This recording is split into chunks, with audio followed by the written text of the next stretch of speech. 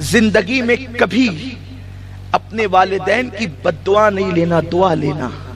انہیں کبھی نہیں رلانا، کیونکہ رلانے والا جس نے ماں باپ کو رلایا، دکھی کیا، وہ ہمیشہ کے لیے اللہ کی رحمت سے محروم کر دیا جاتا ہے، اس کے لیے محرومی لکھ دی جاتی ہے.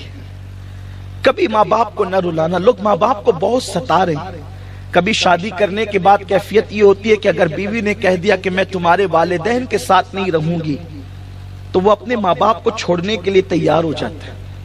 بہت سارے باپ اولاد کا حال اور بیٹوں کا حال تو یہ ہے کہ شادی کے بعد وہ ماں باپ کو چھوڑ کر سسرال میں جا کر کے قیام کرتے، اور سسرال میں رہنے کو وہ کوئی عیب نہیں سمجھتے. جس کی سسرال سب سے زیادہ قیمتی ہے، میں اس کا قول پیش کروں. اس سے بڑا گھرانہ کسی کی سسرال کا ہو ہی نہیں سکتا. آئیے اس کی سسرال کی بات کرتے ہیں جسے دنیا شیر خدا، باب مدینۃ العلم، علی مرتضی سید السادات، مولائے کائنات علی مرتضی جسے دنیا کہتی ہے، ان کی سسرال جیسی سسرال کس کی ہو سکتی ہے؟ ان کی سسرال مصطفیٰ جان رحمت کا گھر ہے. اسی مولائے کائنات کا قول ہے اگر عزت چاہتا ہے تو اپنی سسرال میں بلا عذر شرعی ایک رات بھی قیام نہ کرنا. یہ مولا علی کا فرمان ہے. اگر عزت چاہتا ہے، آپ مجھے گالی دیں گے ہو سکتا ہے، لیکن میں جو ہے وہ حق بات کہنا چاہتا ہوں، اور طبیعت میں یہی ہے. ممکن ہے جو اپنے سسرال میں رہتے ہیں ان کو برا بھی لگے، عذر شرعی کی بنیاد پہ رہتے ہیں تو بات الگ ہے، لیکن مولائے کائنات نے فرمایا اگر عزت چاہتا ہے بلا عذر شرعی، مسافر ہے رات کو قیام کر سکتا ہے، کوئی عذر ہے، کوئی بیمار ہے رات میں قیام کر سکتا ہے، بلا عذر شرعی سسرال میں ایک رات بھی قیام نہ کرنا اگر عزت سسرال میں چاہتے ہو تو. اس لیے کہ سسر کے گھر رہنے والے داماد کی اتنی بھی عزت نہیں ہوتی جتنی چوکھٹ پہ بیٹھنے والے کتے کی عزت ہوتی ہے. ماں باپ کو چھوڑ کر جانے والوں کا انجام یہی ہونا ہے اور یہی ہو کر کے رہے گا. اس لیے کہ میرے آقا صلی اللہ علیہ وسلم فرماتے ہیں اگر تیرے ماں باپ تجھ سے ناراض ہے اور تو شہید ہو جائے، شہادت کے بعد بھی اللہ تجھے جنت عطا نہیں کرے گا، کیونکہ ماں باپ ناراض ہے اور جنت نہیں دے گا. لیکن چونکہ شہید ہو گیا ہے تو جہنم بھی نہیں دے گا. جنت اور جہنم کے درمیان ایک مقام ہے جس کو مقام آراف کہتے ہیں. نہ وہاں جہنم کی طرح عذاب ہے، نہ جنت کی طرح نعمتیں ہیں. ان شہیدوں کو مقام آراف میں رکھا جائے گا جن کے ماں باپ ان سے ناراض رہا کرتے تھے. شہید ہو کر بھی جنت نہیں مل سکتی اگر ماں باپ ناراض ہے تو، لیکن جہنم میں بھی نہیں جائے گا کیونکہ شہید ہوا ہے. اس لیے اس کو مقام آراف میں رکھا جائے گا. میرے پیارے آقا صلی اللہ علیہ وسلم کے پیارے دیوانوں، امام حمیدی کا نام سنا ہے؟ امام حمیدی، یہ حمیدی وہ ہے کہ امام بخاری جیسا محدث جس سے حدیث لیتا ہے، وہ اپنی کتاب میں لکھتے ہیں، ذرا دل کے کانوں سے سننا، بہت توجہ سے سننا امام حمیدی کا قول.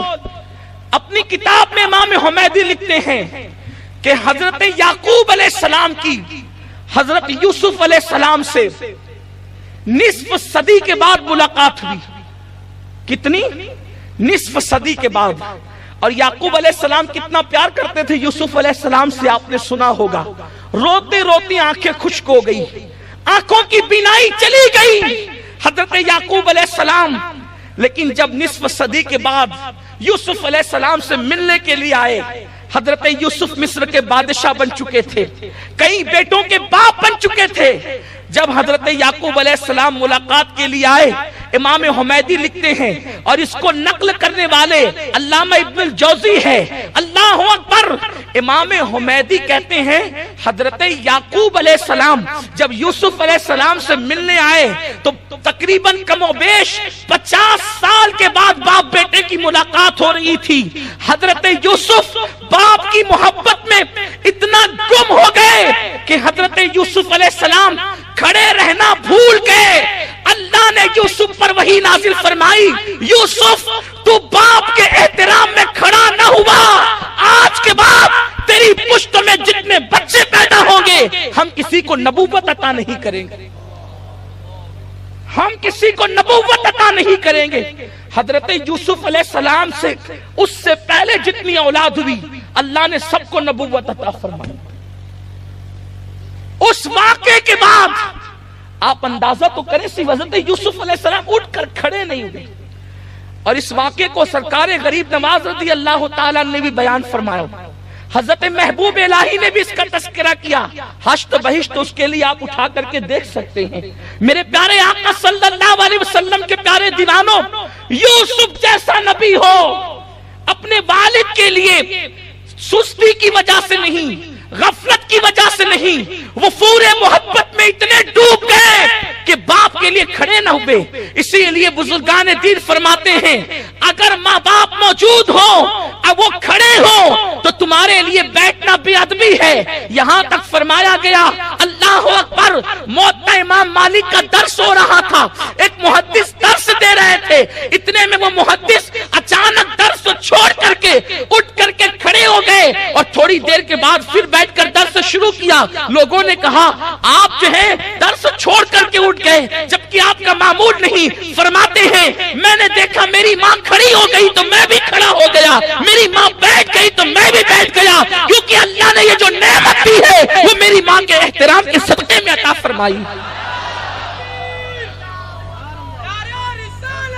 بزرگوں کے احترام کا حال یہ ہے، فرمایا گیا ماں باپ کھڑے ہوں اور بیٹھ جانا یہ بے ادبی ہے، ماں باپ نیچے بیٹھے اولاد اوپر بیٹھے یہ بے ادبی ہے، اور جو ایسا کرتا ہے اس کا نام بے ادبوں میں لکھا جاتا ہے، اس کا نام نافرمانوں میں لکھا جاتا ہے۔ اور ایک قول امام ابن الجوزی نقل کرتے ہیں اللہ نے حضرت موسیٰ علیہ السلام پہ وحی نازل فرمائی، موسیٰ اگر کوئی میری نافرمانی کرے، گناہ کر لے، اگر اس سے گناہ ہو جائے اور وہ ماں باپ کا فرما بردار ہو تو میں اس کا نام فرما برداروں میں لکھتا ہوں، اور کوئی میری فرما برداری یعنی نیکیاں کثرت سے کرتا ہے اور ماں باپ کا دل دکھاتا ہے تو میں اس کا نام نافرمانوں میں لکھا کرتا ہوں۔ حضرت موسیٰ علیہ السلام پہ اللہ نے وحی نازل فرمائی۔ تو میرے پیارے آقا صلی اللہ علیہ وسلم کے پیارے دیوانوں، انسان کی زندگی میں ہر نعمت ہو، ماں باپ کی دعا اور خوشی نہ ہو اس کو دنیا میں کبھی خوشی نہیں مل سکتی۔ بخاری شریف کا ایک واقعہ ہے جس کو حدیث کی بہت ساری کتابوں میں لکھا گیا ہے الفاظ کی تبدیلی کے ساتھ۔ راوی حضرت سیدنا ابو ہریرہ رضی اللہ تعالیٰ عنہ، اس کا مفہوم